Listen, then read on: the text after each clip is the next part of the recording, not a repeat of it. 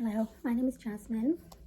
This is my first ever YouTube video, but I'm going to be sharing my testimony with you all as I feel like it's something that God has really called me to do, and I pray that it will help you and bless you and encourage you. So I'm 25 years old, and ever since I was little, I've always been quite unwell. And when I was born with congenital heart disease, and I had multiple holes in my heart. So my mum and dad were always in and out of the hospital with me right from when I was little and kind of up until now. I was also diagnosed with a very low immune system, which meant that I was always getting sick quite frequently. I was always getting chest infections, and I was just generally really unwell as a baby. A few years later, I started primary school, and school was always quite hard for me as I wasn't like the other children. I was very small for my age. I was always off sick. I was very behind. So it was always quite a difficult journey. And then when I was around 10 years old, I was old enough to have the heart surgery that I needed to fix the hole in my heart. So I went ahead with that, and that went really well. And they performed an ASD closure, which is where they sew the hole up in the middle of my heart. And then a couple of years after that, I started secondary school. And secondary school was really difficult for me. I was unfortunately really badly bullied throughout my whole years of primary school, secondary school, and yeah, it was a really long and difficult journey. And again, I was always off sick a lot. I was always unwell, and I still struggled with the symptoms from my heart and things. And then after school finished, me and my family moved from my family home in Sheffield to Leeds, and I started my veterinary course at college. I really enjoyed doing that as that was the profession I wanted to go into, and I was really enjoying the course. It was going really well. And then a couple of months into that, I started getting really sick. I started getting tired quite frequently. My joints would start flaring up and swelling up, and we didn't really know what was going on as these symptoms were quite unusual for me. So I told my mum about it, and then we started going to the hospital for different tests and things. And then from there I was diagnosed with SLE lupus, which is an autoimmune disease that affects the organs and all the joints and all over the body. And that was quite a shock being diagnosed with that, because I'd never heard of it before, and all the symptoms were just new for me and they were very difficult to manage. It also caused me to have to come off my college course because I was so unwell and I couldn't continue. I couldn't continue with the job that I was doing at the weekends, which was working at KFC, which was really sad because I enjoyed doing that too. And then shortly after that, I became so unwell with the lupus that I was admitted to hospital for 4 weeks, and I was in intensive care. The lupus started to really affect my organs in my body. It was just affecting everything really, and the doctors had said to my mum, look, you know, she may not make it if we don't get ahead of this. A while after that, luckily, I obviously did make it through, praise God, and after a while I was sent home, and then after that, again, I became unwell with the lupus because it started to affect my heart.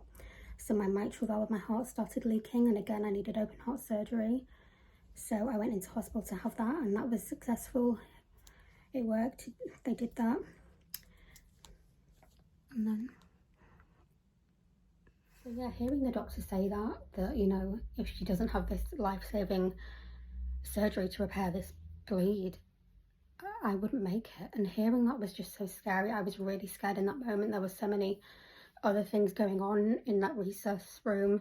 There were doctors all around me trying to give me a little bit more sedation so I could have this surgery. They were putting cannulas in me. I could see on my mum's face like how bad this situation was. But again, before the surgery, she came and prayed for me. I silently prayed to myself, just Jesus, be with me and hold me through this. Let me fall asleep into your arms.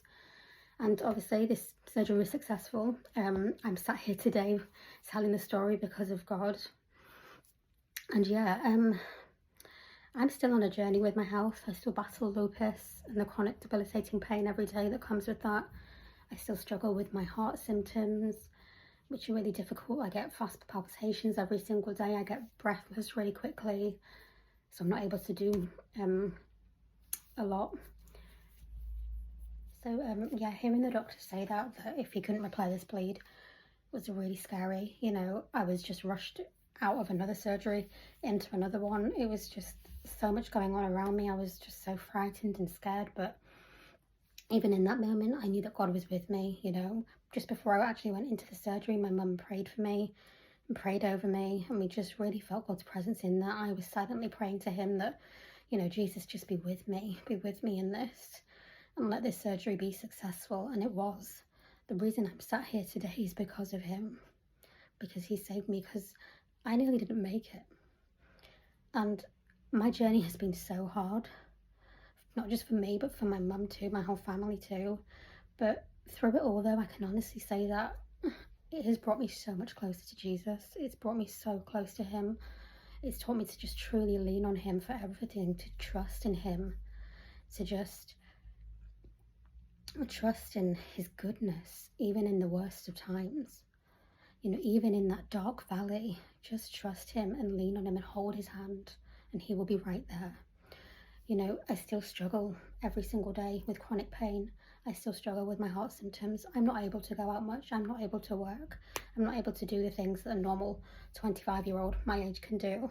I spend most of my time at home in between the hospital appointments. But I can still say, through all I have been through, God is still good. So I really hope that this video has been an encouragement to you for whatever you are facing, no matter what you are facing, whether you're facing something similar or something different. I just pray that it's been an inspiration to you, and that you can look on my story and just think, you know, if she can still hold on to God's goodness, then so can I. And I just want you to know that no matter what you go through, even if you are in that darkest valley, my message is to you just to trust Jesus, to hold on to his hand, to just cling to him when life gets tough and gets dark, and hold on to him in the pain, and know that there is a purpose for you, that he has a purpose and a plan, and that he loves you. So I'm gonna hopefully make more videos after this about my faith journey and everything else. And yeah, thank you so much for watching this and for tuning in, and I hope to see you soon on another video.